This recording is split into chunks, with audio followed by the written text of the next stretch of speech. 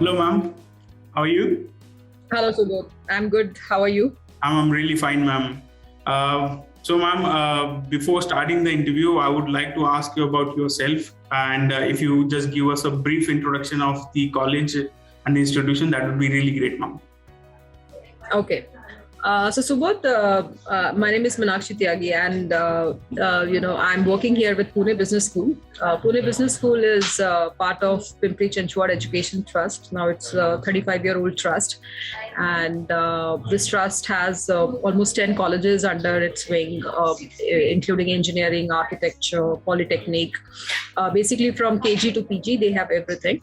And recently they've started with the PGDM wing of theirs. They already had MBA. Recently they've started PGDM wing. And I basically head the corporate relations for the PBS and also for the PCT, the entire trust. And also, take care of the other activities like, which is always involving the industry and institute interaction. So this is basically what I do here. If I just go back, I'm a software engineer from Bombay University, and that was in May 1999 that I finished my engineering. Then did a lot of programming work and thought of getting into HR. So I joined a consulting firm. Also, then did my post graduation in HR from IMT Ghaziabad. Then I did my post graduation in IT from Sikkim Manipal. Then I did my post-graduation MBA from Pune University in marketing. So I have 3 different specializations in post-graduation. And I worked, in industry, in software industry and HR consulting. And then finally got into academics some 8 years back. I have worked with Midcon, I've worked with Alad, I'm now working with Pune Business School. Essentially into administration, academics, and the corporate side of it, corporate relations. Okay. So this is That's wonderful. That like you have a long journey of professional career actually. So, ma'am, I'll start the interview, and the first question that I have is like, according to you, what makes the education industry the best industry to work in? As I can probably tell because I have worked in many industries, and that is why I can probably say truly why it is nice to work in an education industry is that because I worked in IT, I've worked in HR consulting. Education, or rather I would say the academic industry, is very different from the rest of the industry. In fact, it should not be even called as an industry because we don't produce anything. We already have students, and they are already being produced by their mothers. So, we don't produce anything. We just provide them. It's a service. We can call it as a service industry, but I don't want it to be called as an industry, academic. It's a very beautiful place to work with. Also, it gives you a lot of satisfaction, because most of the industries that you work with, it doesn't actually give you that kind of a satisfaction because, you are not really producing anything, in the sense you're not really in touch with what output is becoming. You're just part of the output. You don't even know how the output is and how you are associated with the output of that particular company or an industry. But over here, whatever activity that you do, whatever work that you do, you see the real-time difference because, you're working on the students, and you are very much in touch with them all the time, be it while you take their admissions, while you process their admissions, when you speak with their parents, when you counsel them, when you give them academic orientation, when you give a lot of value adds, when you do a lot of development on them, when you place them, when you train them. There are a lot of things, and it is a real-time thing that you see, your work being seen in the student which is there in front of you. So while you're working, it also gives you a sense of feeling that you are actually doing something good to the people. You actually see it in front of you. So that makes it a very noble and a credible profession, I feel. And that is the reason why I got into it, because when I was doing, I was into HR consulting, I loved interacting with people, and we used to get a lot of requirements from the colleges, to connect them with the industries. And then I saw the pleasure which the students used to get once they used to get placed and all that. I never saw any profession giving so much of pleasure. So, and eventually I thought, to get into this industry is very good because I love teaching. As I've done a lot of things, I've done engineering, I've done 3 different managements and 3 different specializations. I wanted to also give out that. And I had a huge corporate connect, which I wanted to utilize for the students to place them well.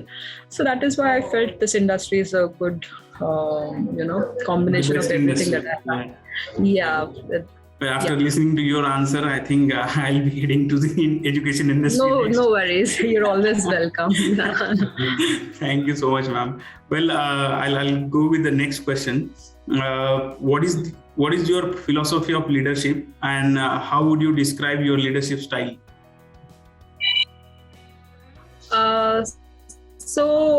Leadership is, I believe, leader is a person, cannot be a person who is a leader if they don't have the followers. So I think a leader is, made by the followers.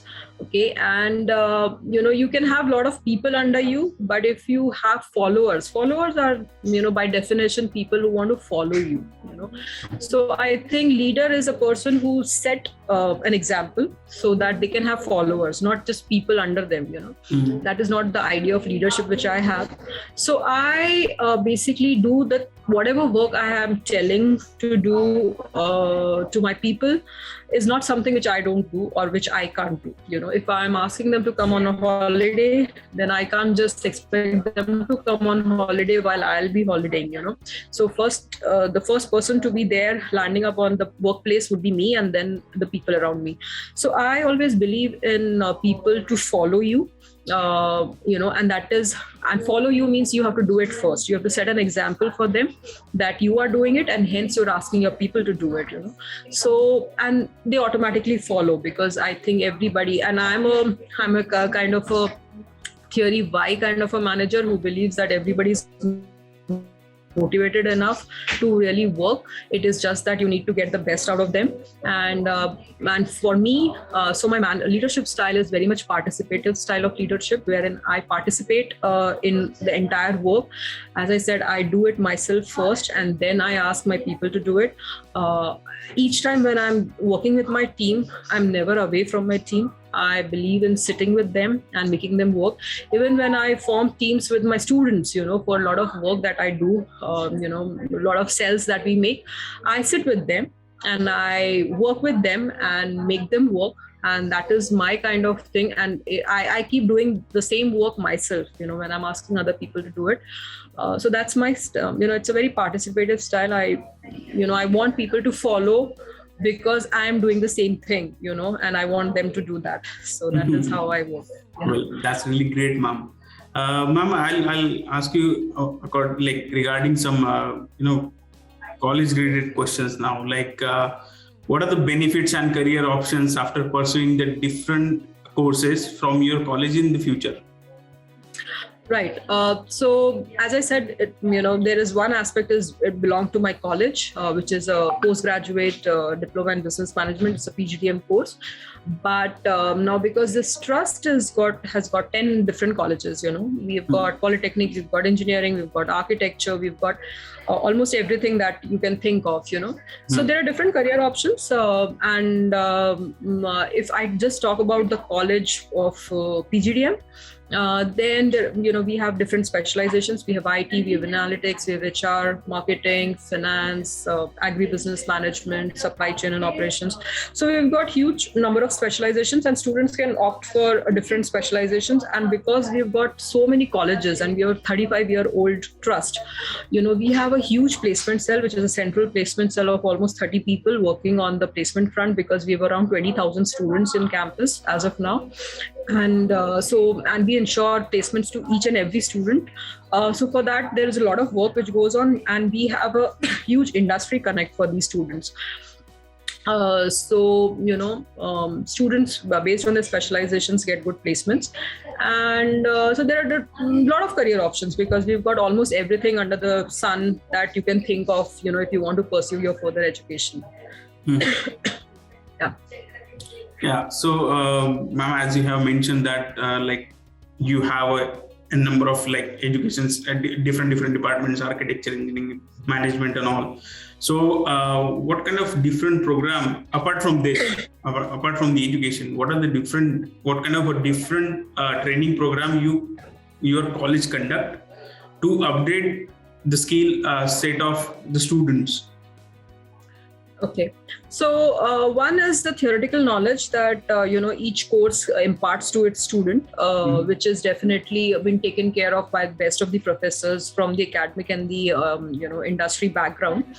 But apart from just mere teaching, we believe in a lot of hands-on experience of the knowledge that they are getting from the college.